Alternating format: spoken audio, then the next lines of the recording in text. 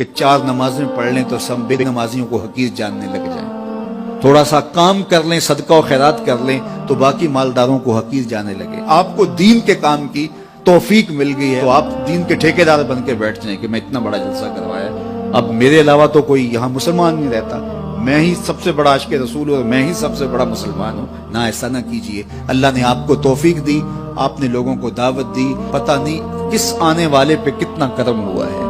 یہ تو ان کی رحمتیں ہیں، وہ جس پہ چاہے جیسے چاہیں برس جائیں۔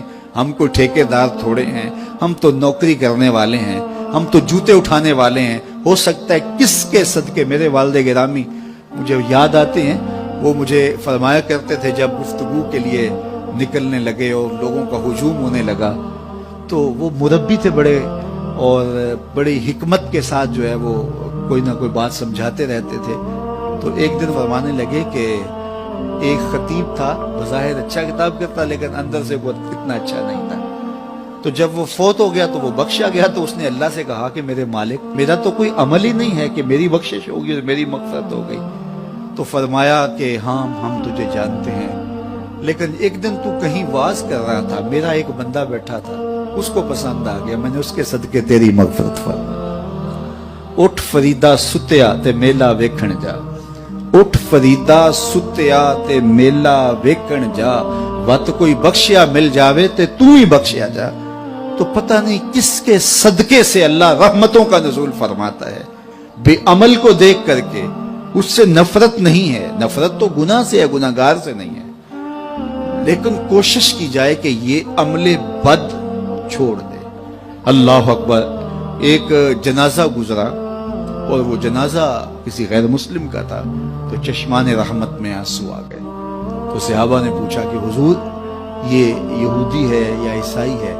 کوئی اس کا جو مذہب تھا وہ بتایا، تو فرمایا کہ مجھے اس بات پہ افسوس آیا کہ یہ اسلام نہیں لا سکا اور کفر کی حالت میں مر گیا، تو اگر یہ اسلام لاتا اور جو ہے وہ جنت کی راہوں کا مسافر ہوتا تو کتنا اچھا۔ یہ اس کے ساتھ بھی ہمدردی ہے۔ تو اللہ کی مخلوق، یہ جنت کے اکیلے ٹھیکیدار بننے کی کوشش نہ کریں کہ میرے علاوہ کوئی جائے ہی نہ، جنت کے دروازے پہ میں بیٹھ جاؤں کسی کو، یہ زیادتی ہے۔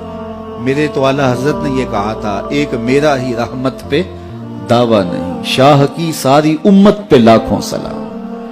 تو اس لیے امت سازی کی ایک تو کوشش کریے، اپنے اندر باہمی چھوٹے چھوٹے نزاع اختلاف، یہ انسانی فطرت ہے، انسان کے اندر طبائع کے اندر اختلاف ہے، ترجیحات کے اندر جو ہے وہ اختلاف ہے، اپنے اپنے مزاج کے اندر تفاوت ہوتا ہے۔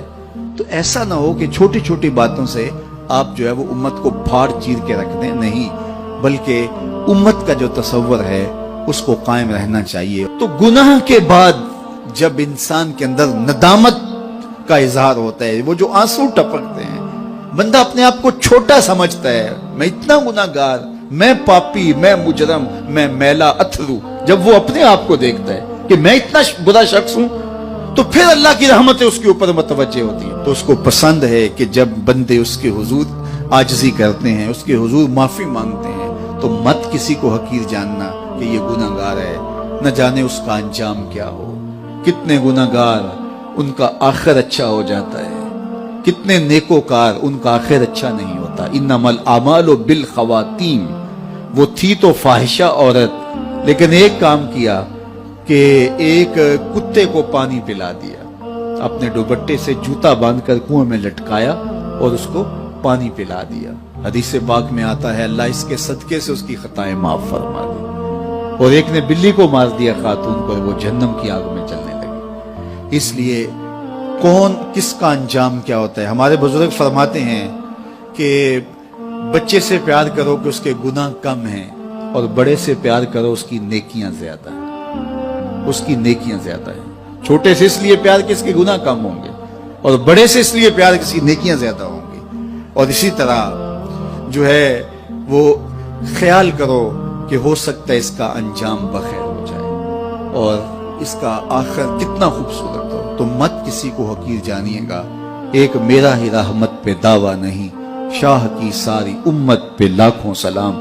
تو حضور کی امت سے پیار کرو، مخلوق خدا کو جوڑنے کی کوشش کرو، اور آقا کریم علیہ الصلوۃ والسلام نے یہ جو उम्मत का तसव्वुर दिया और कहां कहां से लाके कहां कहां के अफराद को एक गिरोह में, एक जमात में और एक उम्मत के अंदर परोया, एक लड़ी के अंदर परोया।